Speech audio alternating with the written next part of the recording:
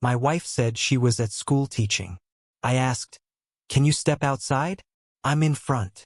She froze. What happened next would shatter everything I thought I knew about my marriage of 12 years. This is the story of how one simple question exposed a web of lies that had been carefully constructed for months. Before we dive in, please subscribe. It means the world to us and helps us bring you more amazing stories. My name is David, and for 12 years I thought I had the perfect marriage. Sarah, my wife, was everything I could have asked for.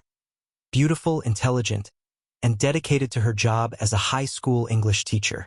We had our routines, our inside jokes, our shared dreams of starting a family. Sarah worked late often. Parent conferences, grading papers, staying after school to help struggling students. I admired her dedication. Hell, I was proud of it. When other husbands complained about their wives working too much, I'd defend Sarah. "She's making a difference," I'd say. "She's passionate about teaching." But passion, as I would learn, can be a dangerous word. It started with small things. Sarah began working even later than usual, new after-school programs, special tutoring sessions. Her phone, which used to sit openly on the counter, suddenly had a password. When I asked about it, she laughed it off. "Too many students have my number."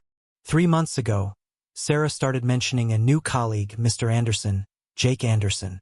He was the new PE teacher. Young, energetic, full of innovative ideas for the athletics program. At first, it was innocent enough. "Jake thinks we should combine English and PE for a creative writing project about sports." Jake suggested a new approach to parent-teacher conferences. Jake this, Jake that. But I trusted Sarah. We'd been together since college. She'd never given me a reason to doubt her. The first real red flag came on a Tuesday evening in October. Sarah said she was staying late for a faculty meeting around 8 p.m. I decided to surprise her with her favorite coffee from the cafe near the school. I wanted to be the supportive husband, maybe catch the end of the meeting and take her out for a late dinner. The school parking lot was nearly empty. I called her. "Hey honey, where exactly is this faculty meeting?" "Oh, we moved it to Jake's classroom. It's on the other side of the building." But I could hear traffic in the background. Not the quiet of a school hallway. Traffic. Car horns. The distant sound of music. "Sarah, are you outside?" "What?" No, I'm inside. The windows are open. It's stuffy in here." The lie hung in the air between us like smoke. I sat in my car staring at the empty school building, listening to my wife lie to me. For what I now realized wasn't the first time. I started paying attention. Really paying attention. Sarah's stories became more elaborate. Weekend school events I couldn't attend because they were staff only. Evening meetings that ran until 10 or 11 p.m. A sudden interest in fitness, she joined a gym. The same gym I learned through a neighbor where the PE teacher worked out. The breaking point came 3 weeks ago.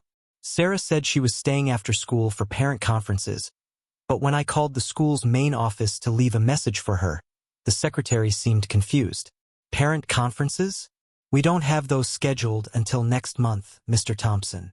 My hands were shaking when I hung up the phone. That evening, Sarah came home at 9:30 full of stories about demanding parents and difficult conversations. She was animated, glowing almost. Her hair was slightly messy, her lipstick gone. She said she'd grab dinner between conferences, but when I kissed her, she didn't taste like food. She tasted like guilt. Which brings us to yesterday. Sarah left for work as usual, kissing me goodbye, telling me she loved me. Around 11 a.m., she texted, "Working late again tonight. Faculty planning session for the spring semester." I couldn't take it anymore. At 2:30 p.m., I decided to call her, just to hear her voice. I told myself, just to connect with my wife. "Hi, honey," she answered. But her voice was breathless, distracted. "Hey, how's your day going? Are you teaching right now?" "Yes, I'm between classes. Just getting ready for my next period." I heard something in the background. Not the sound of a school hallway filled with teenagers. Something else. Laughter. Adult laughter. Male laughter. "Where are you exactly?" I asked. "In my classroom, obviously. Where else would I be?" My heart was pounding. This was it, the moment of truth. Can you step outside? I'm in front. The silence that followed lasted an eternity. I could hear her breathing. I could almost feel her panic through the phone. What? What do you mean you're in front? I mean, I'm sitting in the school parking lot looking at your empty classroom window. More silence. Sarah. David, I can explain. Where are you?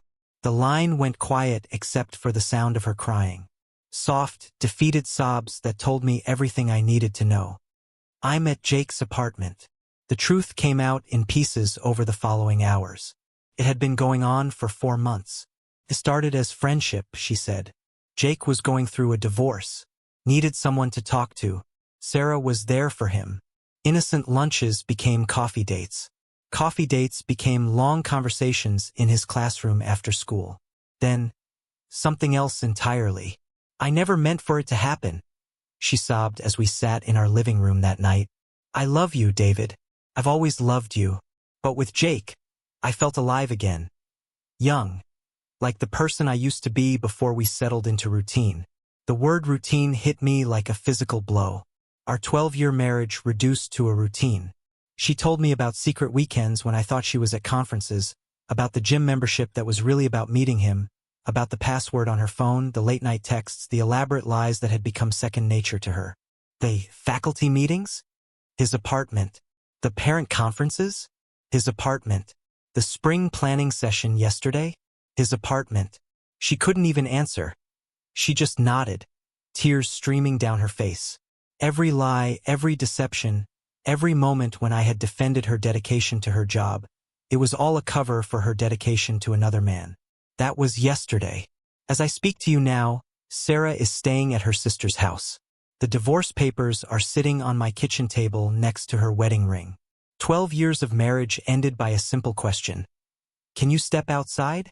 Sometimes the truth isn't hidden in grand gestures or dramatic confrontations. Sometimes it's hiding in plain sight, waiting for the right question to expose it. Sometimes betrayal wears the mask of dedication and lies dress up as love. I keep thinking about all the times I defended her, all the times I told people how lucky I was to have such a devoted wife. The irony is suffocating. She was devoted, just not to me. The hardest part isn't the betrayal itself. It's realizing that while I was falling deeper in love with who I thought she was becoming someone I never knew at all. If the story resonated with you, if it made you think about the people in your own life, hit that like button, share it with someone who needs to hear it. And if you want more stories that expose the hidden truths about human nature, the secrets we keep, and the lies we tell ourselves, subscribe to the channel and ring that notification bell. Because the truth is, we all have secrets. We all tell lies. The question is, what happens when someone asks us to step outside?